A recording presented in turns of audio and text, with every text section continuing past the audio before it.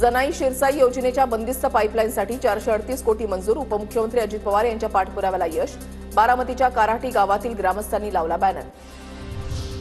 अमरावती जिल्ह्यामध्ये तब्बल 10,000 लाडक्या बहिणी अपात्र. फेब्रुवारीपासूनचा हप्ता बंद होणार. जिल्ह्यातील 6,98,536 लाडक्या बहिणी पात्र. गेल्या 2 दिवसांपासून नाशिकमध्ये तापमानाचा पारा 36 अंशांवर. या हंगामामध्ये प्रथमच तापमानानं 36चा आकडा गाठला. आरोग्य केंद्रामध्ये उष्माघात उपचार केंद्र उभारण्यास वेग.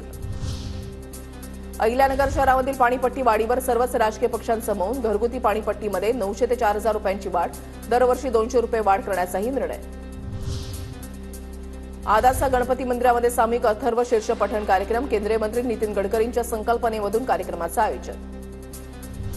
तुळजापूर ड्रग्ज तस्करी प्रकरणी पिंटू मुळेला अटक. मुळेला 13 मार्चपर्यंत 12 दिवसांची पोलीस कोठडी.